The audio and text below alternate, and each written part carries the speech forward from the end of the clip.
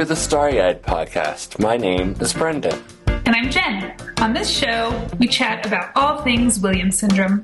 The ups and downs and what it's like living with and being a parent to someone with Williams syndrome. We're excited to share our community with you. Thanks for being here.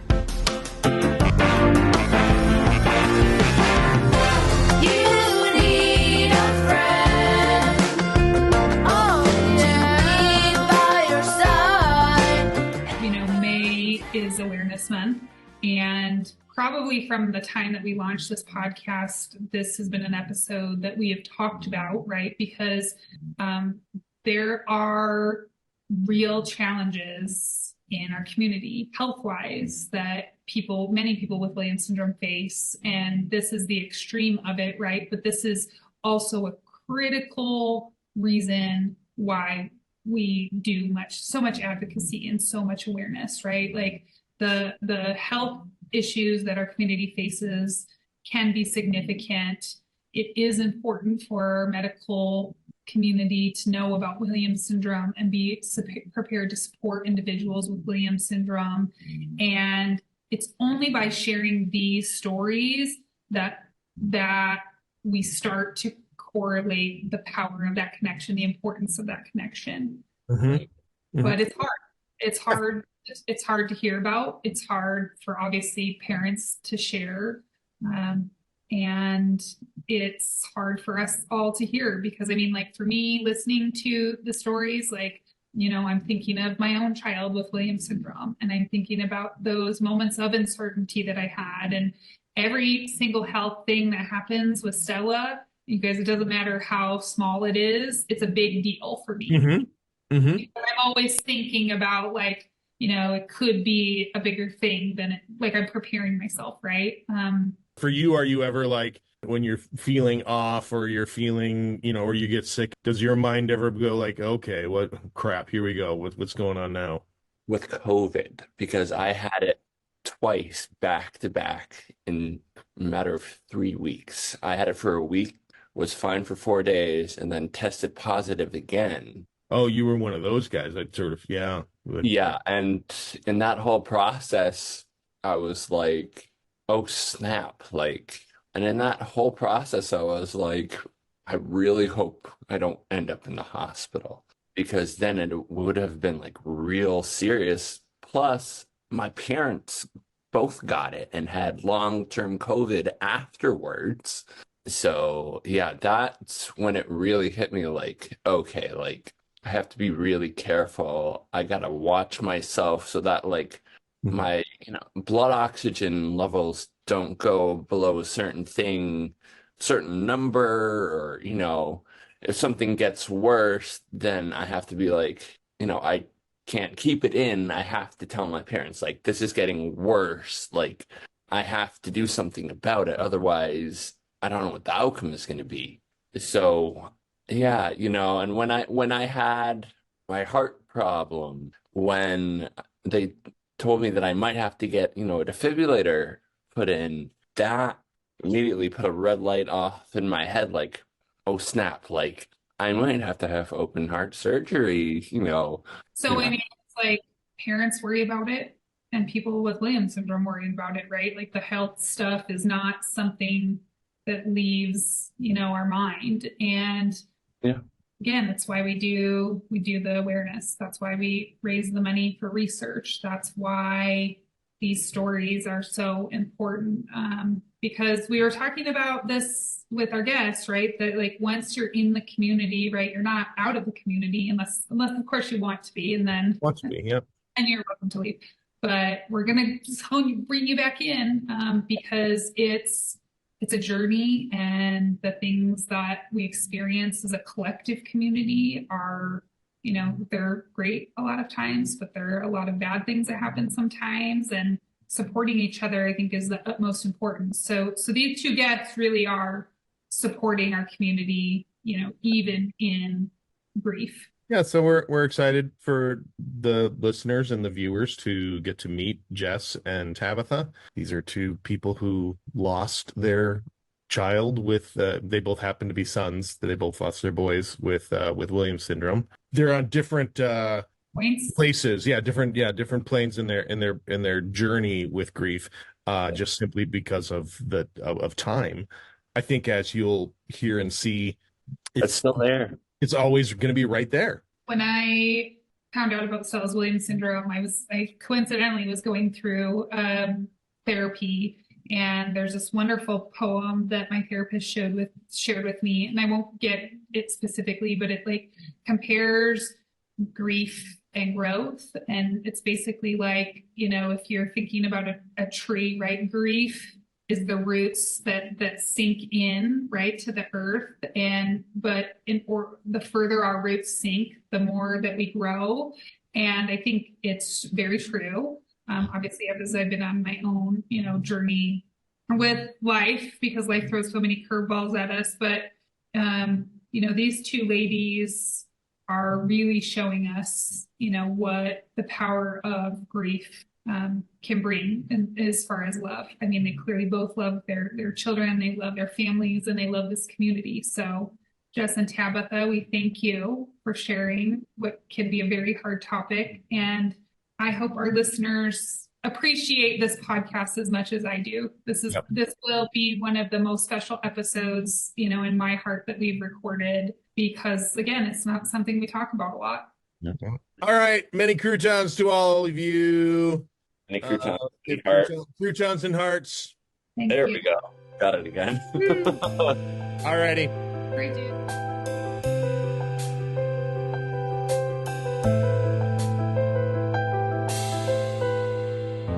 Hi, Jess. How are you? I'm good. How are you? Doing well. So, for those that don't know who you are and don't know your story, why don't you go ahead and tell everyone about your story, about Griffin and that whole journey? So my name is Jess. I'm Griffin's mom.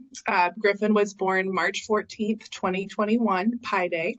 And we went into the hospital thinking we were having a perfectly healthy baby. We had no idea. And his heart had a little bit of trouble when I would contract throughout the labor, but everything moved so quickly that it was okay. And he was actually born with a cord around his neck. And so initially we had thought that was what the issue was. But they very quickly found a heart murmur when they brought the cardiologist in to just kind of do a double check.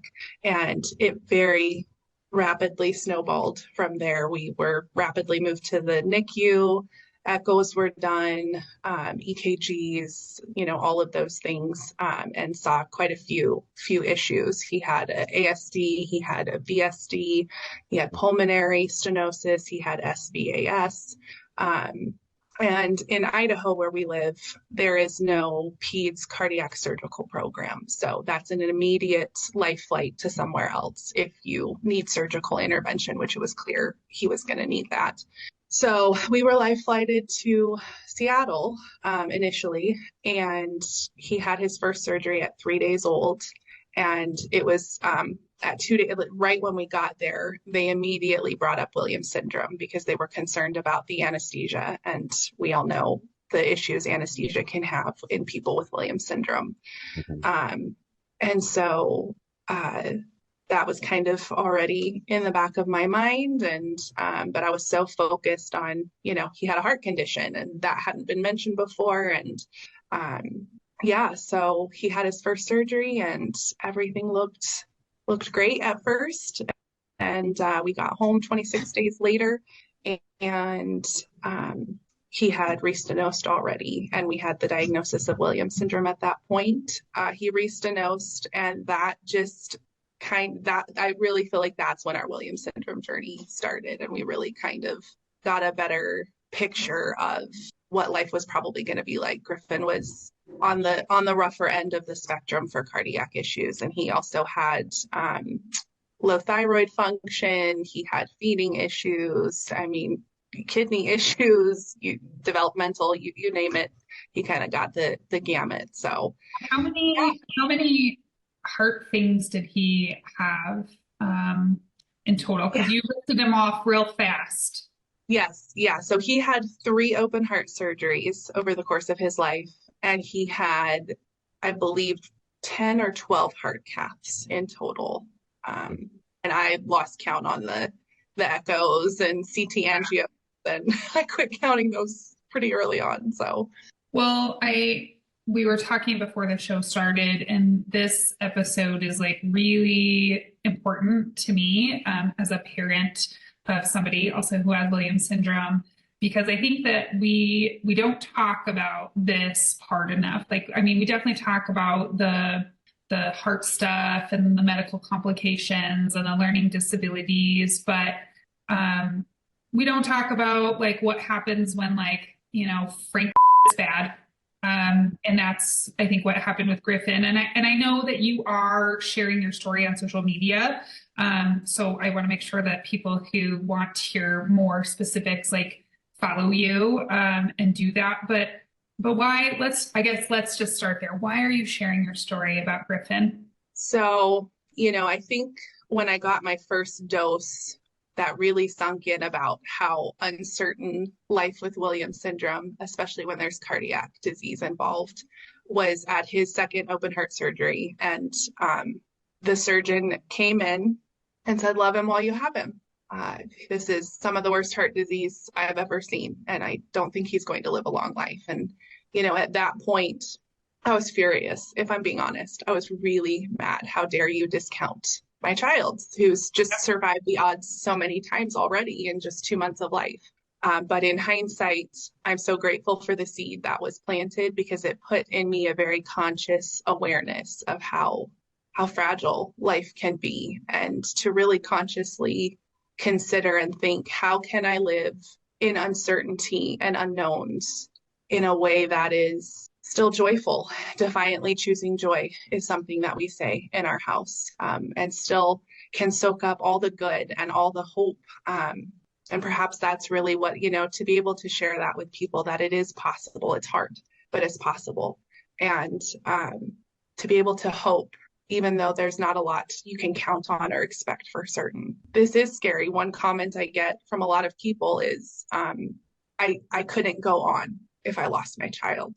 And I certainly understand that sentiment. That's, I have 3 kids, and I always say they are 1/3 of my heart, and yet each of them are my whole heart. And you don't want to have to accept if that happens to you, and you do have to go on without them here. You're going to have to do that, but that you can do it in a meaningful way. You can find purpose in your pain. So 2 months was when the doctor told you, like, this is bad, and the likelihood of Griffin having a long life is, like, slim. Yeah. When did Griffin pass away? Griffin passed away at 2 years, 8 months old. So December 2nd, 2023. December 2023. And so you lived most of his life knowing that this was a very high likelihood. Yeah. We had Stanford involved that, was much more confident in attempting the surgeries he would need. One of the things that was unique to Griffin's case, I should say, is he had stenosis the entire way down. So from the arch all the way to his kidneys. The biggest his aorta was at best in his life was, I believe, 8 millimeters, which is nothing. And to do that surgery, you would have to do 2. You would have to do an open heart and then try to get to the rest of it through a thoracotomy, which is through the side. And that surgeon was convinced that was not possible. And Stanford did come in and say, "We think we can do it." But they were still very, this is high risk. When the surgeon at Salt Lake, his second open heart surgery was at Salt Lake, we moved his kid there when the first surgery didn't go so well in Seattle. And when he said, "This isn't possible," that's when we got connected with the Williams Syndrome Association and families, and they all said, "You need Stanford and that team there." And so we reached out, and I think I got an email back within 5 minutes of sending the email, and they were saying, "Send us the records." Like, it was phenomenal.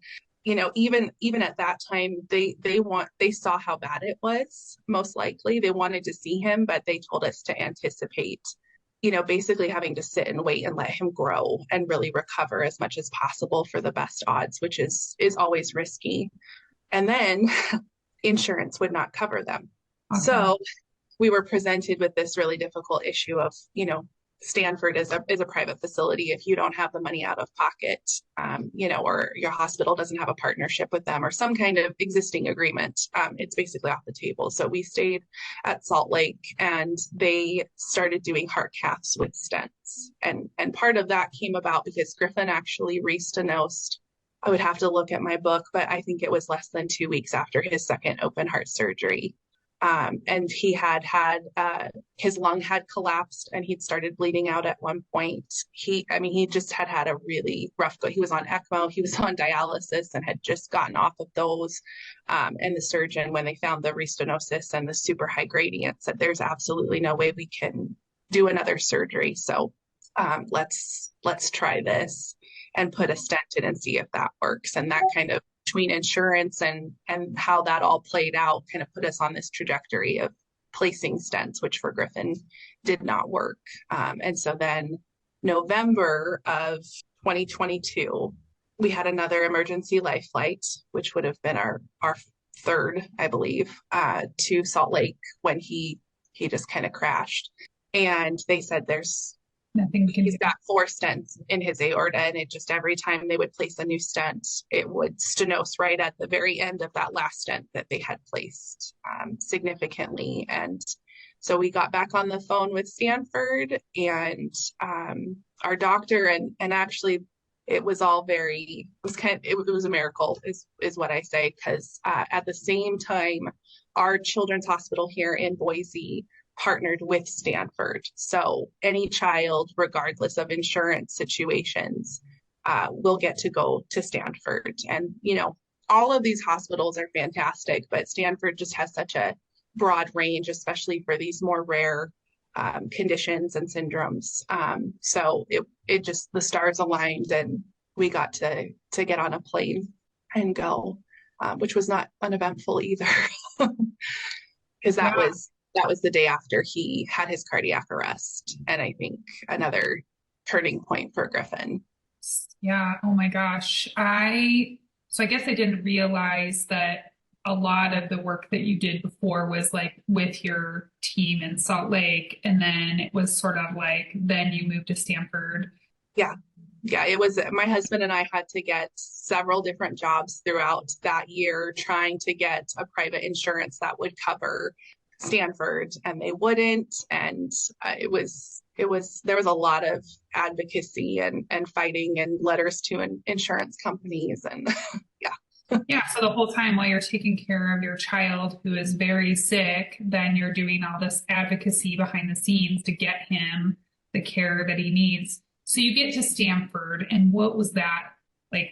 Was there a huge difference in care, or like, I mean, I know it was already critical by that point, but like, it's a curveball for sure. I mean, I had the benefit of working in medicine for 10 years before Griffin was born. So I had a little bit of a leg up in understanding this world and how it navigates and the lingo. But, I didn't work in cardiology or pulmonology. So to be handed a heart kit is, and I have nothing but tremendous props for people who are handed kids like Griffin and basically sent home and say, okay, figure it out, and we'll support you as best we can, which is another reason I'm so passionate about sharing Griffin's story and trying to help those parents kind of dive in and feel a little bit more empowered and capable and confident, just have an extra resource. So actually, they said, okay, you can go.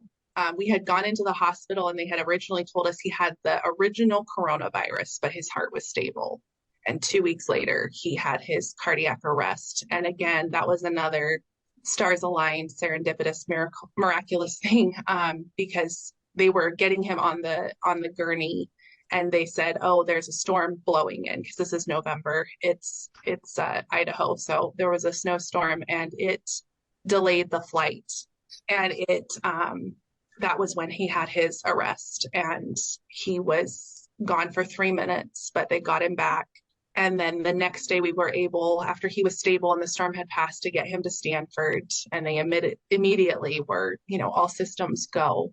And we had all the testing redone. We had come up with a plan, and then Griffin kept getting virus after virus. He got norovirus, and then there was one other thing, and you can't do surgery for 6 to 8 weeks after a virus clears, just to make sure everything's as safe as possible. And then he had his stroke, which we believe was probably at his cardiac arrest, but the bleed was probably a very small one, which is why it wasn't picked up and just slowly got worse and worse. And so that delayed things again.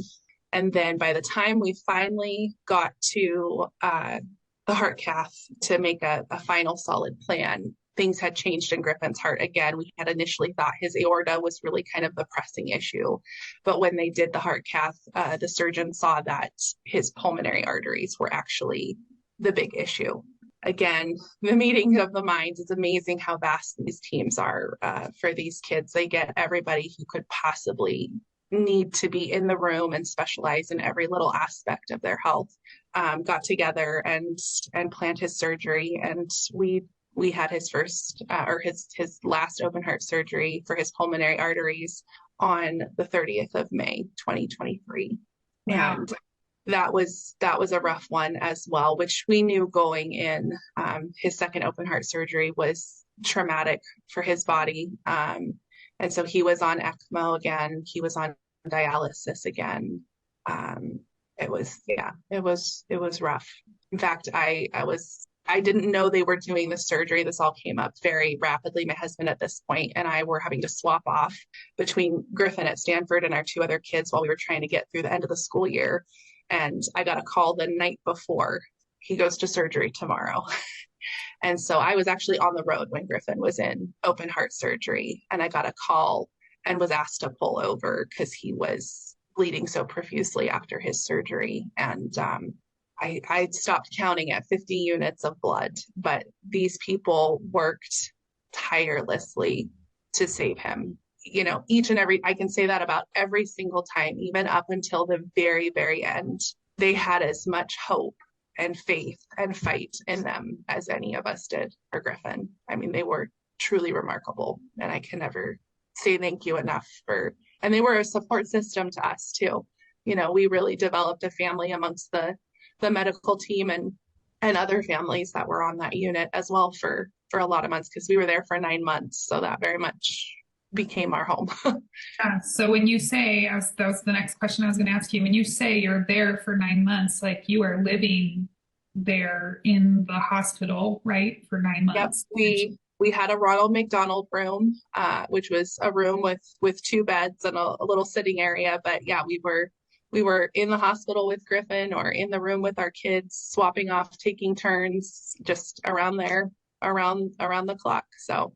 And you were there, like, so am I right to say, or maybe I'm not, I'm just hearing it incorrectly. So once like Griffin was admitted to Stanford, he never got out. No. We had initially thought that he might get to come out in between surgeries, but everything ended up so complicated. Yeah, he was admitted on March 10th, and he never left the hospital again. So we did try when it was clear that loving Griffin was going to be letting him go. Mm-hmm. We tried to get home so, you know, he could pass here. But that didn't work out. And, you know, again, though, that team was just wonderful and really understood why we wanted to go home, but really helped that mental transition to this is going to happen here. But we're going to walk with you every step of the way. And you guys feel like family to us. And we'll be here every step of the way. How did that like, just a side note, like your 2 parents, your 2 working parents, you've got 2 other kids or 3 other kids besides Griffin?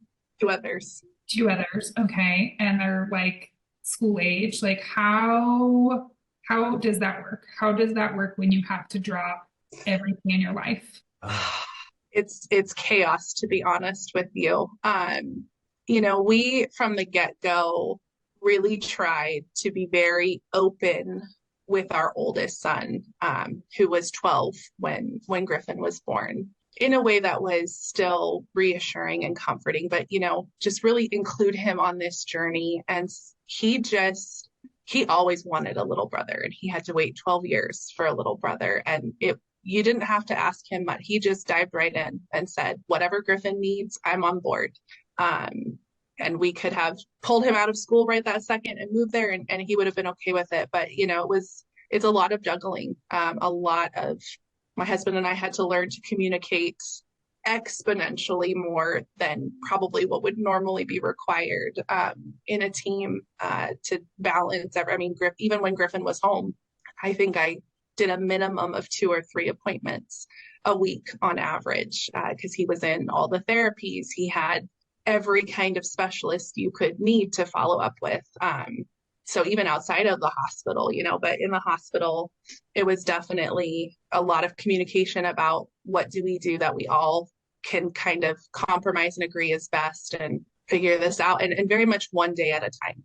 Making big plans and permanent plans and big moves is not really feasible. Every time okay, we're going to move to California because Griffin's going to need to be here at least the next 2 years, something would happen and it would go out the window. So learning to really just go with the flow and take it one day at a time and give yourself supreme amounts of grace, and trying to balance, okay, Griffin's taking a nap, I'm going to take the other kids for a walk, or Griffin's having a really good day, one of his favorite nurses is here with him, we're going to take a couple hours and take the other kids to the beach, and just trying your best to, because we all have that mom guilt, right? And dad guilt too. I think they really get left out of the picture with this a lot, but always feeling you want to be there all the time.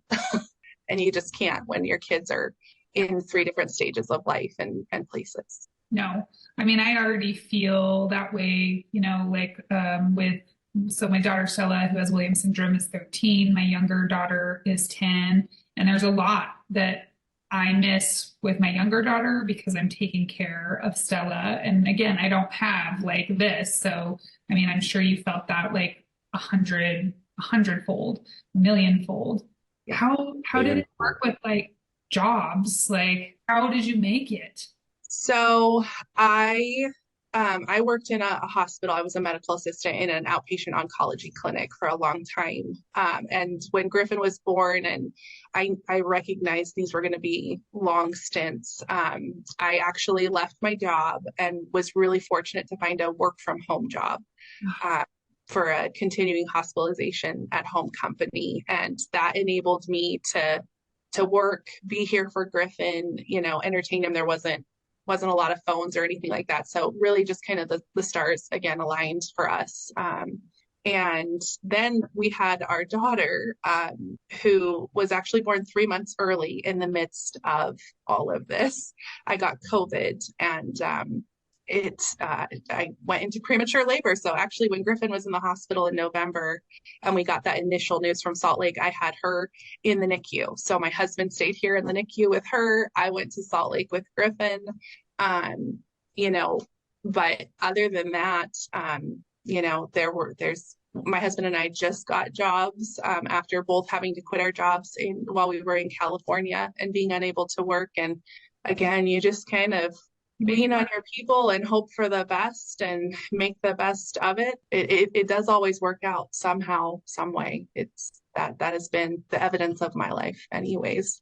What you shared, I think, and I know so much of our community can resonate with is I think you said something about like this, like being slow, right? And appreciating the slow decisions and the slow moves, right? And everything being very strategic. And it is so hard. I'd like to hear, or maybe because for people who don't follow you, I mean, Griffin is just like, you see his face and yeah, he just is a little heart melter. Yeah. And his nickname I know is Squish. So can you tell everybody about him? I mean, what did you learn about him in the 2 years he was here? So Squish came about actually while we were in Salt Lake. Griffin was always pretty chubby and chunky, and those cheeks were so squishable. And one of the nurses started calling him Squish and saying like, he's so squishy. And I was like, oh gosh, you're right. And it stuck. I called him Squish one day myself, and he just beamed at me, and I was like, okay, that's your nickname. So even though he leaned out a little bit, wasn't so squishy in his later years. That's how that came about. And Griffin, I don't know where to start. I could say so much. He was sunlight. I mean, anywhere we went, and I think this is true of all Williams people, and what makes them they just have an ability to draw people in. It's like they were given something extra, an extra bit of soul. And all I had to do for myself was walk into a room and everything was just right, just perfect. Didn't need anything else in the world except him and my two other kids. He loved music, and we all love music in our house. So that was like, he just fit right in and he took it and ran with it exponentially. There was always music playing. He always had instruments in his hand. He loved being outside. He loved the sunshine and the trees, and was so quiet. You know, he would growl a little bit or vocalize in some way, tons of laughter, but he was always my quiet, constant observer. He was just content to watch everything else going on and just soak all of it up.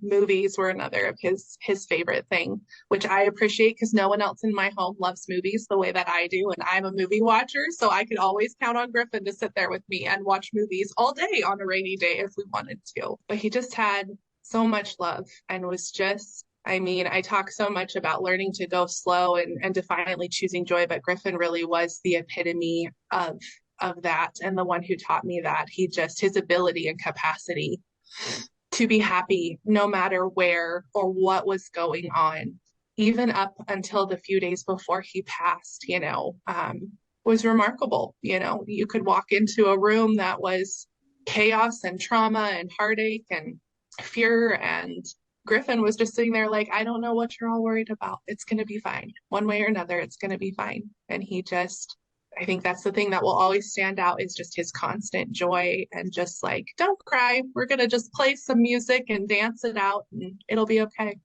Or use our baby wipes. He loved his baby wipes. And obviously being so young, he couldn't express to you like verbally, like how he was feeling. Like, how did he keep that spirit, like that strong, sweet, quiet, strong spirit? I mean, all the way to the end, or could you tell it was starting to tax him? He kept that spirit, but I could tell he was getting tired. One of the ways Griffin communicated was, again, through music. We actually have a playlist for him.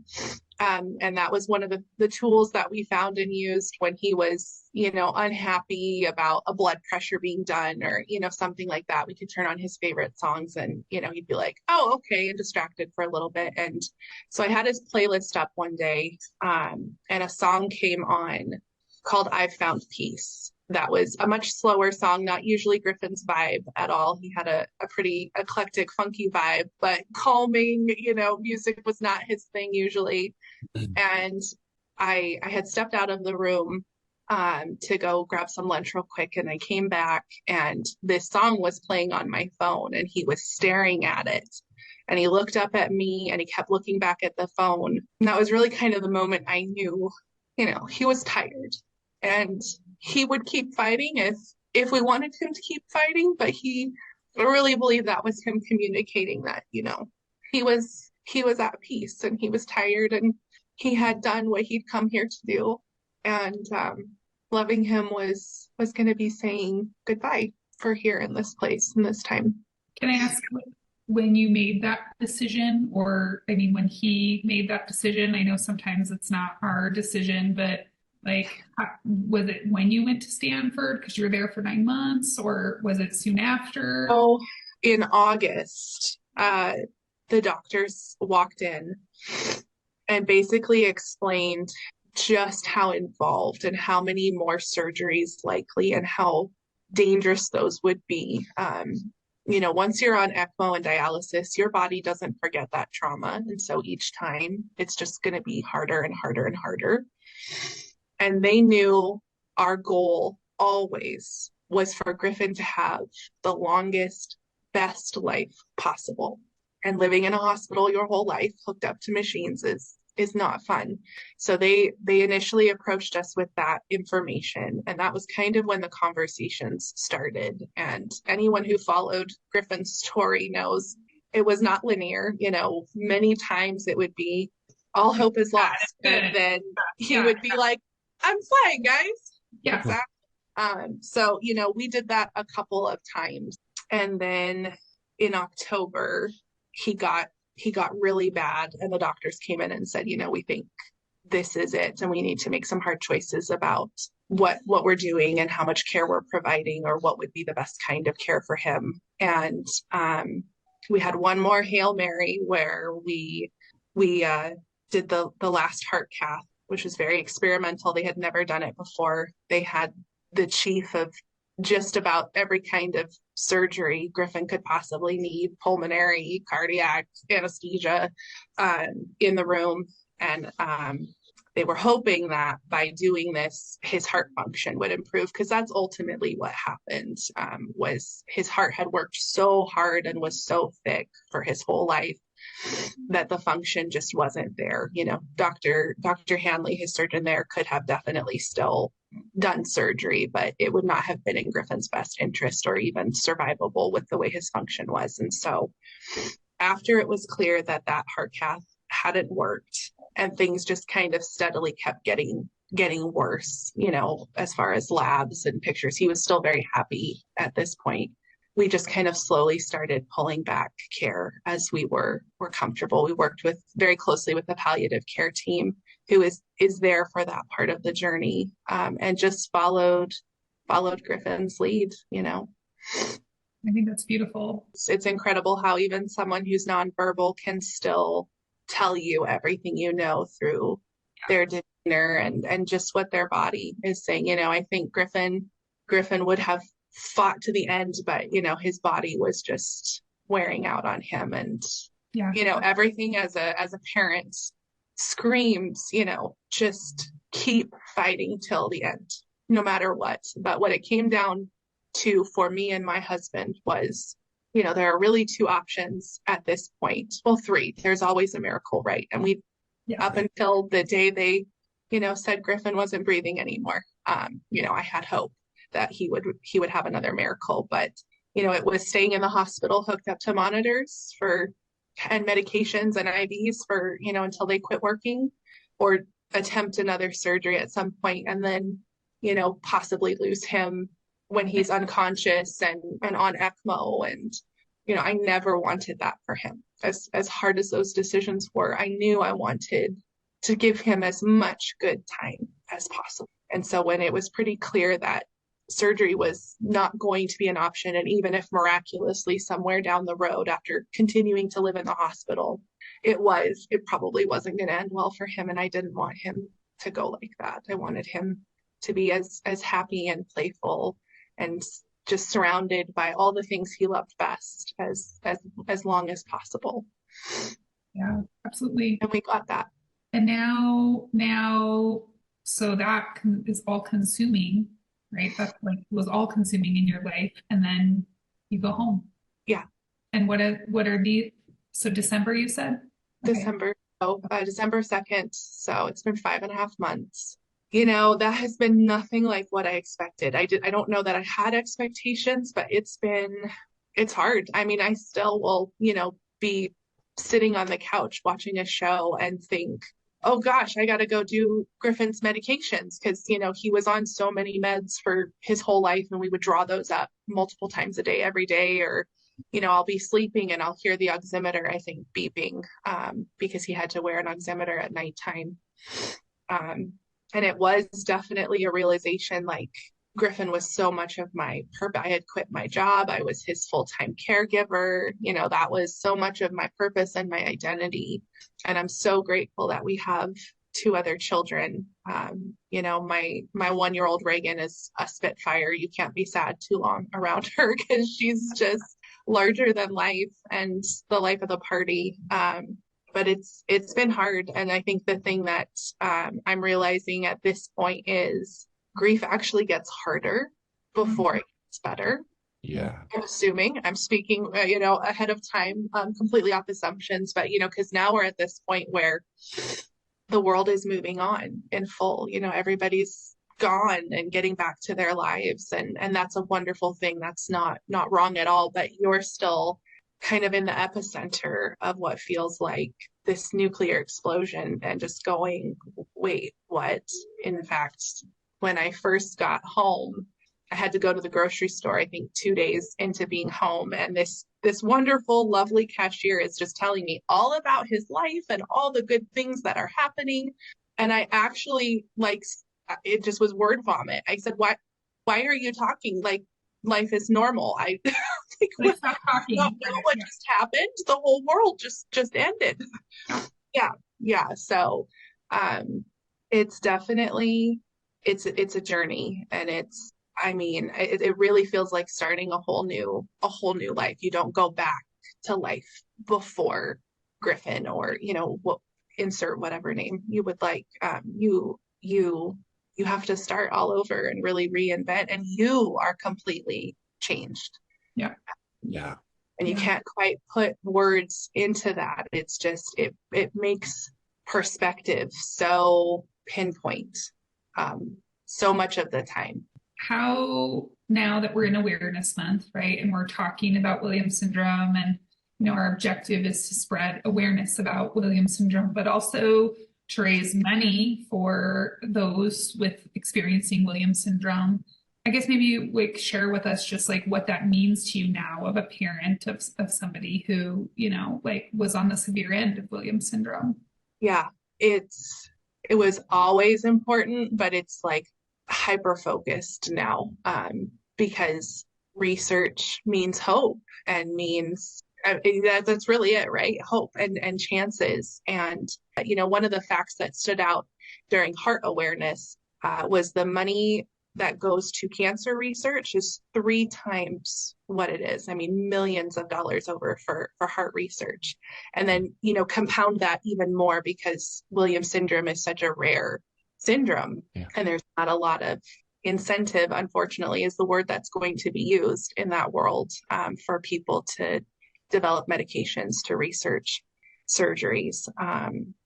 So it's super important, and to continue all the other parts of it too, the camps and more support groups for people, and cover even more topics, and hopefully cover more things at convention as well, and just the opportunity to touch every little piece of this, because this is, we all know, a really can be a very big expansive thing. Having Williams syndrome affects a lot of parts of the body, as we know. So it sure does.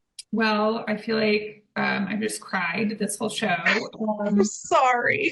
No, it's okay. It's all good. Good healing tears. That's what I'm learning. Yes. Tears are. Megan was crying. Thank God for tissues.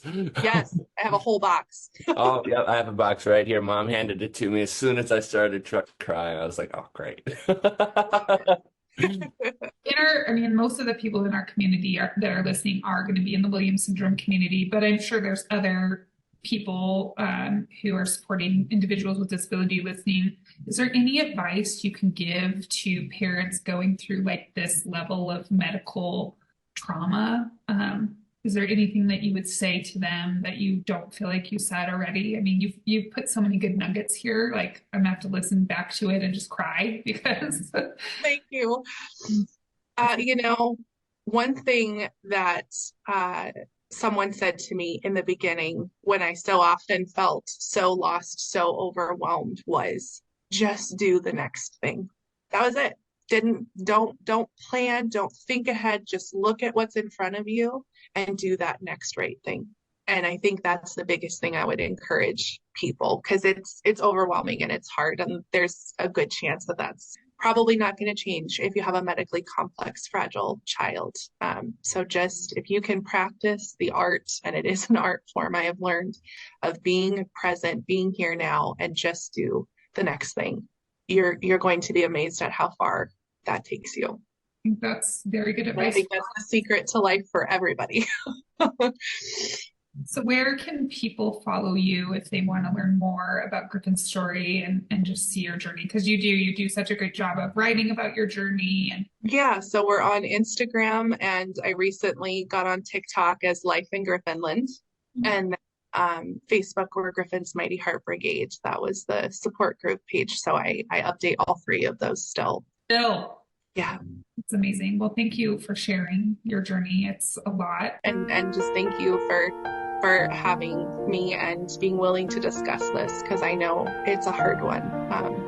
Yeah.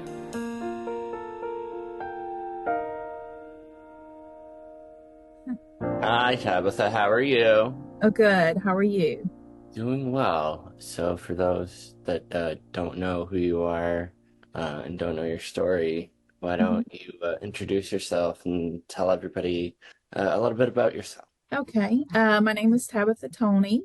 I'm from North Carolina, right outside of Charlotte, North Carolina. I had a son with Williams syndrome that was born in December of '07. That unfortunately passed away when he was just 2.5 months old in March of '08. Since then, of course, when you get the diagnosis of Williams, the first thing you want to do is just Google and find out more about Williams syndrome, and found about the organization. And over the course of the last 16 years, I've come to know a lot of people with Williams syndrome, and also serve as a camp nurse at the Williams syndrome camp in Georgia. This will be my 4th year going this July. So, I had the pleasure of meeting you, Tabitha, at camp, and I honestly first thought you worked at camp. Like I thought you worked at the camp with the yes. Camp Blue Skies. And then I think you were the one who mentioned to me that you had a child with Williams syndrome, and obviously had shared with me that he passed away. What was your kiddo's name? Your His name was Garrett. Garrett, right? Yeah. Garrett, yes. And it stuck with me that like you had this experience. I don't really know all the details, so I'm interested to hear like how this all kind of came to be. But Yes. I can envision myself in your scenario where you have this traumatic thing happen, and then you're like, I just want to be a part of this community still in some way. And so I love that you're doing that through being a nurse. You get to see all of the facets of Williams syndrome. Yes. So tell us how Garrett was 2.5 months old. Okay. Yes. Did you have the diagnosis of Williams syndrome, or like what did that journey look like for your family? No, Garrett was the second child. So we had a son. Justin was 6 when Garrett was born. Is that correct? Yes, he was 6. He had just turned 6. So it was just a normal pregnancy. Had Garrett, normal delivery. Everything looked fine. We took him in on a Tuesday. Let's see, it was on a Monday for his 2-month checkup. I guess it was, I say 2.5 months. He was actually 8 weeks and 4 days old when he passed, but we took him in for his 2-month checkup. Checkup was normal, got his immunizations that were scheduled.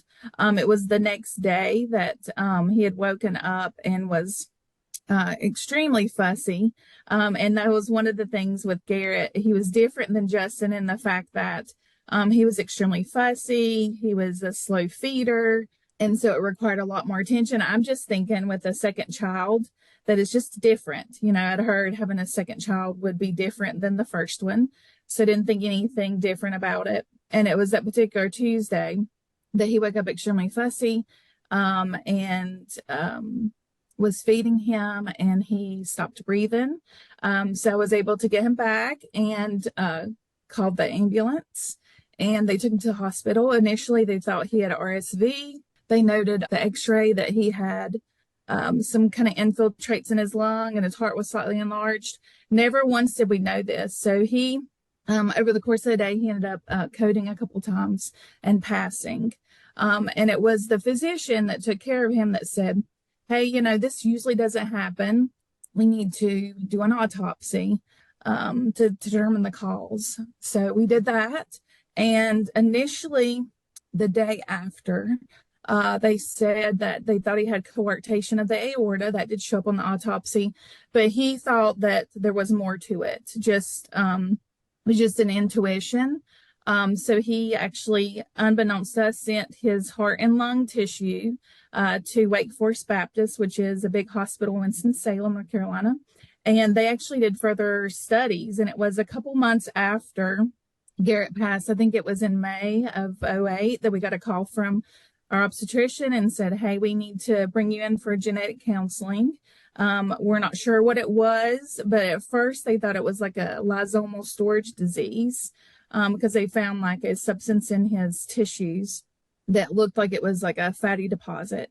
Okay. So then from there, We went to genetic counseling. The genetic counselor told us that not only did he have coarctation of the aorta, but he also had narrowing of the coronary arteries and the pulmonary artery. And his heart muscle had grown, to compensate for that. And so, we're nervous. We have Justin. We just lost our baby. We're like, what does this mean for us? So we went and they said, bring pictures. So we had never heard about Williams. No one in our community had heard about Williams. Our obstetrician did not know about Williams, and neither did the neonatologist that took care of Garrett. So they had not heard of it. And so we went to genetic counselor, and she was very kind, and she looked at pictures and she said, I can tell you from the pictures with 98% accuracy that he has Williams syndrome. She said, but let's do some further testing. So in September of that year, we got the report that through the FISH analysis that it was with 99.7% accuracy that he did have Williams. They could see the deletion of the genes on chromosome 7. So immediately we're like, okay, what does that mean? We wanted future children. And so we just started engrossing ourselves in Williams syndrome, learning more about it. We found Williams Syndrome Association and started gaining knowledge about what Williams was. It kind of snowballed from there. My husband works in racing. Living in Charlotte, you can't get away from racing. So he works in racing. He wanted to, we found out that Williams Syndrome Awareness Month was in May. And so I can't remember if it was the next year of 2009 or if it was in 2010. He reached out to the Williams Syndrome Association, wanted to run a sticker on the race car. We met Robin Pegg and learned more about the Williams Syndrome Association through them. And then it was Robin a few years later that mentioned about this camp. And she called me and said, the nurse that has been a nurse there for many years is retiring, and they're going to need a nurse. I think you should apply. So in 2019, that was my first year as camp nurse. So it's more, we didn't know he had Williams to begin with, but we found out after, about 6 months after, and we just kind of engrossed ourselves in the community. It kind of keeps us connected in some way, and in a way it makes us feel like we're keeping his memory alive by getting to do these things. And now I can guarantee that people in our community, they know about Williams syndrome. And that was the whole goal, was to make sure that the providers in our area know what Williams is, knows what it looks like and how they can present. So even our family physician office, they all know about Williams syndrome. So just to try to prevent what happened to us, happened to someone else. I can't imagine, for a family like yours being on the severe side, like not knowing. I mean, and obviously having him go blue and then having to call the ambulance. Were you a nurse before then? Yes. So that's what, I've been a nurse since 1999. So like I say, everything that he exhibited was, I thought was normal. He hadn't shown any signs of anything other than being extremely fussy and irritable. He was slow to gain weight and poor feeder. He was a pound less than our son Justin was. Just a smaller baby. I'm thinking, okay, it's just a second child, and the differences between the two. So I had no idea. And then the guilt of that, to being a nurse, you're like, why didn't I pick up on that? But the day before, no heart murmur, normal heart sounds. The day of the pass, the paramedics was like, does he have a heart murmur? And I said, no, he doesn't have a murmur. So it's like it developed, like it was just a switch. That's interesting. Is that a thing that happens? Is that a thing that happens? And I think some of it plays into, you're talking about family medicine.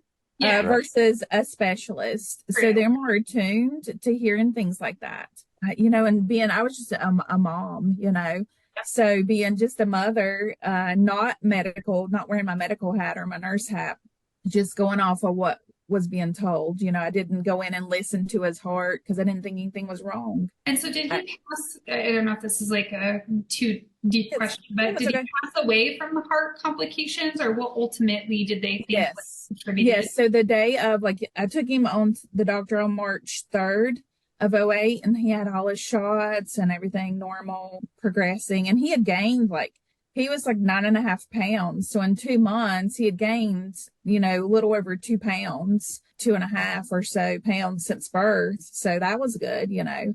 But the day of it just kind of spiraled out of control because initially they thought RSV, like I said before, heart murmur, and then they ended up admitting him. Like I said, the neonatologist that took care of him was actually someone I worked with. So my background in nursing is labor and delivery. So I had worked with the nurse practitioner that was on call. I had worked with her. I'd worked with him. A lot of the nurses that were there that day I had worked with. He just, to be extremely cautious, he decided to admit him. And that's whenever he coded. So he coded 4 separate times. They ended up keeping him. Initially, he was just in the room with me. And then he had an episode where he coded, and they took him to the NICU. And then his heart just repeatedly kept stopping. So it was all cardiac related. Like I said, initially, he's like, he said, Tabitha, because I knew him on a first name basis. He said, he acts like he's having a heart attack. And he said, babies don't have heart attacks. So, I mean, he was like processing things with me while he was trying to care for him. And he actually called Winston-Salem, which is Wake Forest Baptist, and talked to the maternal fetal specialist there. And they were telling him additional things to do. But ultimately, they just couldn't keep his heart beating. And that's what it was cardiac related, was the vessels were just too constricted. And like I say, he had extreme narrowing of the coronary and pulmonary arteries and also the aorta. Oh my gosh. Yes. Now, so how was that initially, like, coming back into this community? Is it mixed emotions, I guess? I think initially, you know, the first couple of years, I couldn't even speak of it without, you know, crying. So it was just a healing process for our family. After, let's see, Garrett died in 2008. So in July of 2009, we had our daughter. So, and she's a part of camp too. She's coming as, I forget, as a junior counselor, I think is what her title is. Cute. So our whole family's immersed in it. So it's just a process of healing and our faith, that's gotten us through. But that we first started going to Williams Syndrome walks, in May, and just kind of just seeing how it, you know, felt, to be in the community. And when we went to our first walk for Williams, it was right outside of Charlotte. And I can't remember the family that hosted it. It was just seeing those children. It was just so much joy seeing the kids. A little bit of sadness, but so much joy. How did your healing journey look different from, like, your husband's or, you know, your son? How's everybody's evolution with this looked? Yes. That's a great question. And I will say, as a mother, it is a different process. You know, I had a lot of guilt in the beginning because I'm like, I'm a nurse. How did I miss that? You know, my husband was actually out of town when he died. So he, I know. So he was, so he works in NASCAR. So he had left on Sunday and went straight to Phoenix, Arizona, and they were testing there. And I remember calling him that morning and say, you know, he's not doing well. And so he's trying to get home. He didn't come until after he passed. So he got home Garrett passed at 4:44 in the afternoon. And I think my husband he got there between 9 and 10. So his process was different. He had a lot of guilt from not being there. But you mentioned Justin, when he was little. 6. Yeah, so I really don't know. You know, he's had a hard time with it, just processing things. But boy, when we had our daughter Caroline, it was like immediate, like protective. Oh, you know? Yeah. And he's still that way with her. So he's still that way with her. Yeah, so he's very protective. Are y'all very protective of her too? I assume my parents, you are. Very protective initially. she had way more testing than Justin did. She had testing prenatally, while I was pregnant with her. And after she had an echocardiogram, and it was clear when she was born that she did not have Williams, but it really wouldn't have mattered if she would have. It was just, we wanted to give her the chance that he didn't have. Yeah. So checking everything. Caroline's coming. Caroline is coming. She received her letter about a week and a half ago. Okay. And last year she was so cute whenever we left camp. This was her. She's been with me before, like as my assistant, because she wasn't old enough to participate. But last year was her first time participating. And so when we left camp last year, we were pulling out, and I look over and she's like sobbing. And I said, "What's wrong?" She's like, "I don't want to leave." Like, she just had so much fun. And just as much as she brings to camp, the kids just pour into her too. It's just, she's like, "I've never experienced anything so wonderful." She talks about it all the time, about the excitement of coming, and some of the things that the kids do, we'll laugh, and just like the dance parties, Yes. after meals, it's just so much fun. And just to give them the experience, the kids have that experience of being all together and can just be themselves. It's just wonderful. So, and Caroline is she'll be 15 the week before we come to camp. Oh, exciting. Yes, she's already asked, can I drive to camp? And I said, maybe a little bit of the way. Maybe a little bit. So for those who are listening, who, may be in a situation that you've been in with your kiddo, or just about Williams syndrome in general, like from all of these years now that you've been doing this, like, do you have advice for families that are like, have a child with Williams that has a lot of health issues, somebody who's lost a child with Williams syndrome, or just in general, like people who are going through this journey like me? Yeah. Do you have any advice? I don't feel like I'm the expert. But I would just say, just take each moment and just look at the joy in things instead of painting a dismal picture. And sometimes that's hard to do when you're living it every day. And just to find the joy in things. That's what I had to do for myself through the process of the last 16 years, is just to find the joy in things instead of looking at the negative. And so that's what I do. And there's not a day that goes by that I don't think of him. And I think of it now, it's a joyful thing. To where I was and where I am now is amazing. Yeah. Never in a million years did I think that I would be where I'm at and get to serve at this camp. Cause that's what I call it's I'm getting to serve and be a part of those kids' life. It's amazing. So just to take every moment and just look at the joy, and I can find joy in his loss to see where I'm at today. Yeah, absolutely. I think so many people can resonate with that. Yeah. Because there is a lot of joy even in the hard things. Yeah. I don't know if this question is going to make sense, but like May is Awareness Month, and we're doing a lot as a community to raise awareness for Williams syndrome. What does that mean to you with, having a son that you lost, and obviously him being on the severe end of all the cardiac issues? Like, is raising awareness for Williams still something that you're passionate about?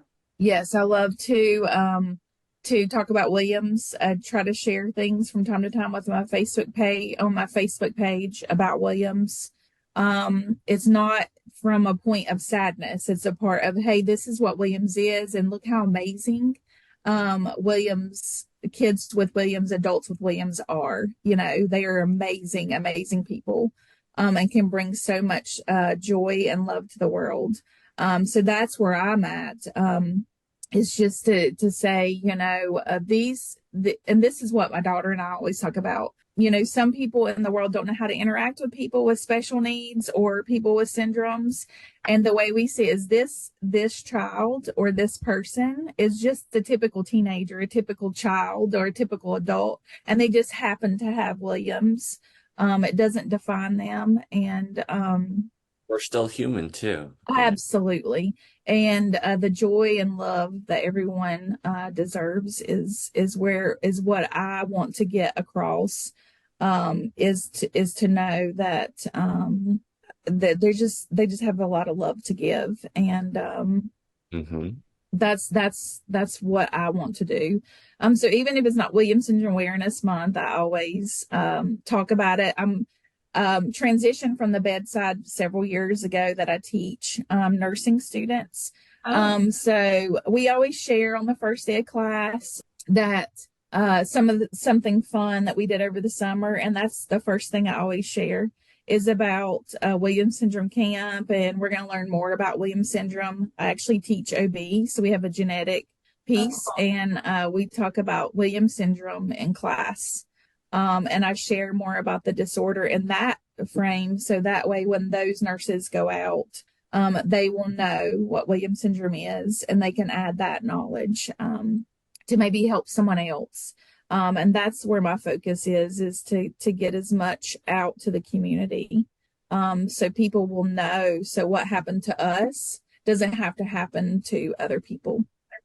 Absolutely. And this is the same reason why I do it too, right? Is because I just want to get little nuggets out there. So at least somebody, because what I'm learning is it's like Williams syndrome is so rare that unless you've had experience or exposure to it, you never think about it, right? So all those little micro, touches that we're all doing as part of our community effort are so important, because then hopefully when somebody does come along, a little cute, sweet nugget born with Williams syndrome, they'll catch it and they'll, like I said, be able to do like early interventions and provide the supports that the families need sooner, because I do think that changes the outcomes significantly, just in terms of like the happiness of, the person living with Williams syndrome and their family feeling like they have the tools they need to succeed.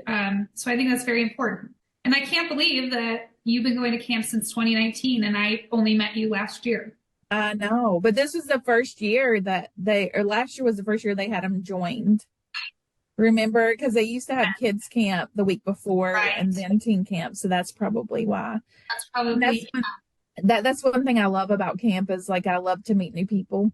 And so just to meet you and other moms that were at camp that have kids, the little ones, brings a lot of joy as well, to hear. And I know I have a different perspective of Williams than you do. And Brandon does, because I don't have Garrett here to care for. So just to be able to meet you guys and learn more about your stories is also part of the joy that I don't get to experience, but boy, does it fill my heart up, when I come to camp. So I know. Yeah. So for all those teen families that are sending their teens to camp, Miss Tabitha's is who they connect with to get all their meds and help with all the problems. Yes, and I love it. I love it. Each meal I get to sit with a different group. I always go and sit with a different group of kids, and just to learn more about them and where they live and things they enjoy to do is wonderful. It's a great thing. Thank you for what you're doing in the community. Yes. I know it's part of your healing journey, but like as much as you're getting, we're receiving from you. So it's a two-way street. And thank you for sharing your story. Thank you. It's my pleasure, and it's good to, as a parent, to be able to share. This has been the Starry-Eyed Podcast, presented by the Williams Syndrome Association. The show is hosted by Jennifer Keaton and Brendan Lemieux, and produced by me, Joel Listman. Theme song by Tommy Barbarella and Mariella Elm. Got a question for the show? Email us at podcast@williams-syndrome.org or message us at the Starry-Eyed Podcast page on Facebook. Video version of the podcast available on the Williams Syndrome Association channel on YouTube or on Facebook. Rate and review us on Apple Podcasts or comment on the video version, and maybe it will be featured on a future episode. Make sure to like and subscribe to the Starry-Eyed Podcast wherever you get your podcast delights.